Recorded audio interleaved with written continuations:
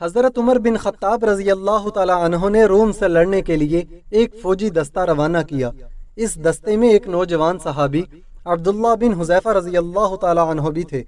مسلمانوں اور کیسر کی فوج کے درمیان لڑائی نے طول پکڑ لی۔ کیسر مسلمانوں کی بہادری اور ثابت قدمی پر حیران ہوا اور حکم دیا کہ مسلمانوں کا کوئی جنگی قیدی ہو تو حاضر کیا جائے۔ عبداللہ بن حذیفہ کو گھسیٹ کر حاضر کیا گیا، جن کے ہاتھوں اور پاؤں میں ہتکڑیاں تھیں۔ کیسر نے ان سے بات چیت شروع کی تو ان کی ذہانت سے حیران رہ گئے۔ دونوں کے درمیان یہ مکالمہ ہوا۔ کیسر نے کہا، نصرانیت قبول کر لے، تمہیں رہا کر دوں گا۔ عبداللہ کہنے لگے، نہیں۔ کیسر نے کہا، نصرانیت قبول کر لے، آدھی سلطنت تمہیں دے دوں گا۔ عبداللہ کہنے لگے، نہیں۔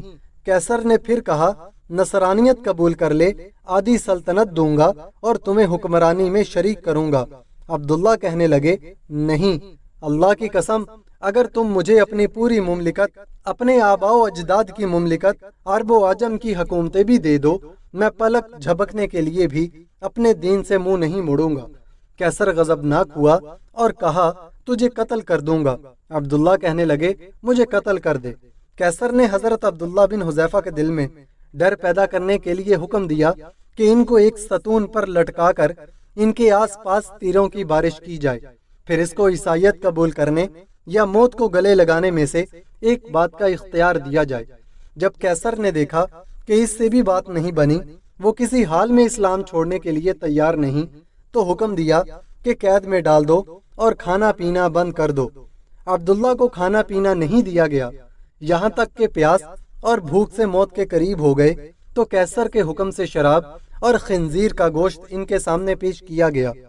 جب عبداللہ نے یہ دیکھا تو کہا، اللہ کی قسم، مجھے معلوم ہے کہ میں وہ مستر یعنی پریشان حال ہوں جس کے لیے یہ حلال ہے، مگر میں کفار کو خوش کرنا نہیں چاہتا۔ یہ کہہ کر کھانے کو ہاتھ بھی نہ لگایا۔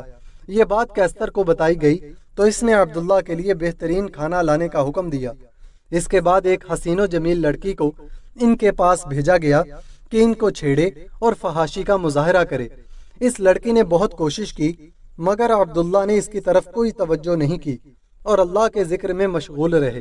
جب لڑکی نے یہ دیکھا تو غصے سے باہر چلی آئی اور کہا، تم نے مجھے کیسے آدمی کے پاس بھیجا؟ میں سمجھ نہ سکی کہ وہ انسان ہے یا پتھر۔ اللہ کی قسم، اس کو یہ بھی معلوم نہیں ہوا کہ میں مذکر ہوں یا مؤنث۔ جب کیسر کا یہ حربہ ناکام ہوا اور وہ عبداللہ کے بارے میں مایوس ہوا تو ایک پیتل کی دیگ منگوائی اور اس میں تیل ڈال کر خوب گرم کیا اور عبداللہ کو اس دیگ کے سامنے لایا، اور ایک اور مسلمان قیدی کو زنجیروں سے باندھ کر لایا گیا اور ان کو اٹھا کر اس ابلتے تیل میں ڈالا گیا، جن کی ایک چیخ نکلی اور دیکھتے ہی دیکھتے ان کی ہڈیاں الگ ہو گئیں اور تیل کے اوپر تیرنے لگیں۔ عبداللہ یہ سارا منظر دیکھ رہے تھے۔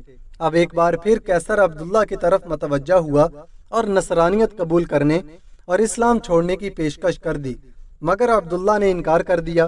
کیسر غصے سے پاگل ہونے لگا اور حکم دیا کہ یہ دیگ میں موجود تیل اٹھا کر عبداللہ کے سر پر ڈال دی جائے۔ جب کیسر کے کارندوں نے دیگ کھینچ کر عبداللہ کے قریب کی اور اس کی تپش کو محسوس کیا تو عبداللہ رونے لگے۔